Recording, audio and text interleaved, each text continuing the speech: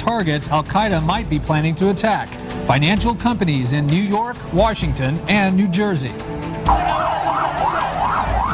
Bloody Sunday in Iraq. Insurgents bombed churches for the first time, killing Christians in 2 cities. And almost 60,000 delays. What the government expects to do about the most congested airport in America. From ABC News World Headquarters in New York, this is World News Tonight Sunday. Good evening, I'm Don Dahler. The government today took the unprecedented step of identifying specific targets it says al-Qaeda may be planning to strike. Homeland Security Secretary Tom Ridge confirmed what ABC News reported yesterday. Suspected terrorists have been watching financial firms in New York City, northern New Jersey, and Washington, D.C. Today, the terrorism threat level in these areas was raised to high. Ridge even described possible weapons that could be used. Based on what we've gleaned so far, the preferred method of attack, or what's being suggested in the reporting, is car and truck bombs. The threat advisory for the nation overall remains one level lower, which is elevated.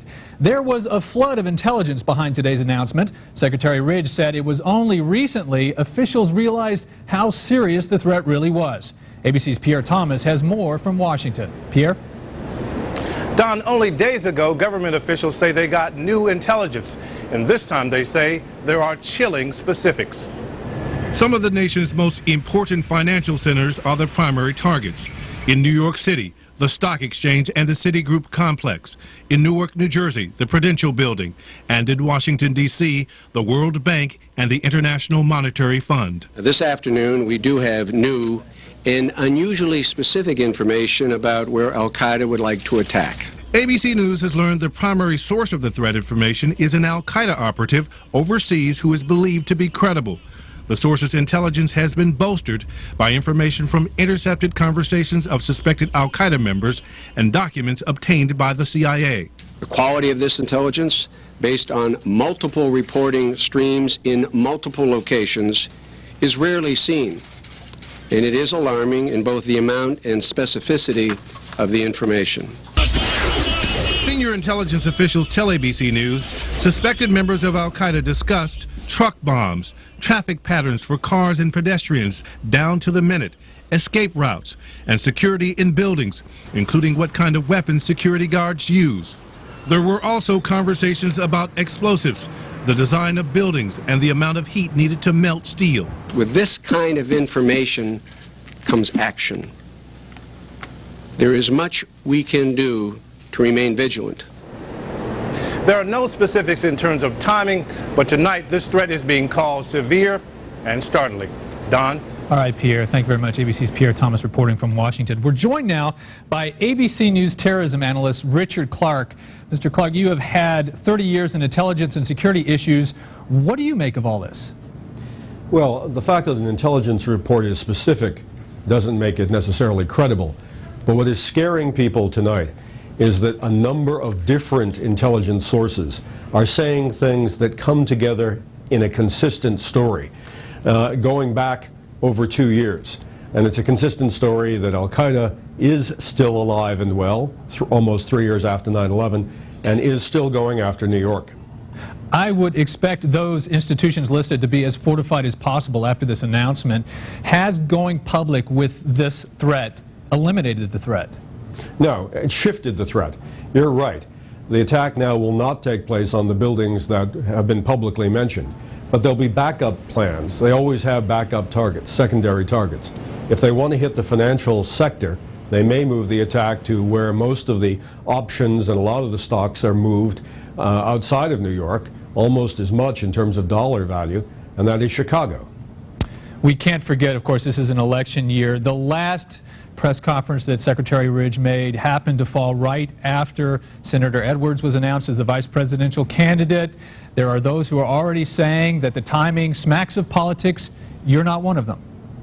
No, I mean, Secretary Ridge did go out of his way to praise President Bush's programs today in the press conference, and I thought that was inappropriate in a press conference about warning. But this is real.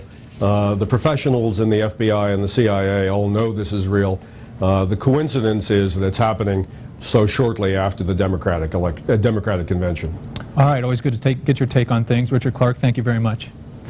Memories of September 11th are vivid in Manhattan still. The city has been on a high state of alert since that day. Security will now be even tighter. ABC's Bob Jamieson has the story. Even before Secretary Ridge publicly detailed the new threat, heavily armed police anti-terror teams moved into place at Citibank headquarters in New York City.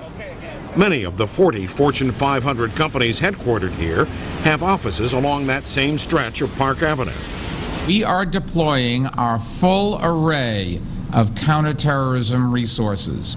We will spare no expense, and we will take no chances. New York has remained on high alert ever since 9/11. That was apparent on Wall Street today, site of the New York Stock Exchange and dozens of the world's biggest banks and financial firms.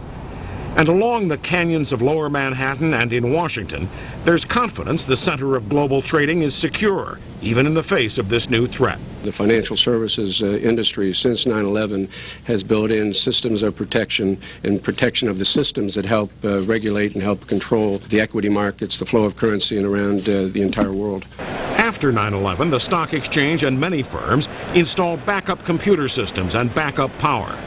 They began carefully checking everyone entering a building, every vehicle making a delivery. But anti-terrorism experts say in the absence of a new attack, that vigilance has waned.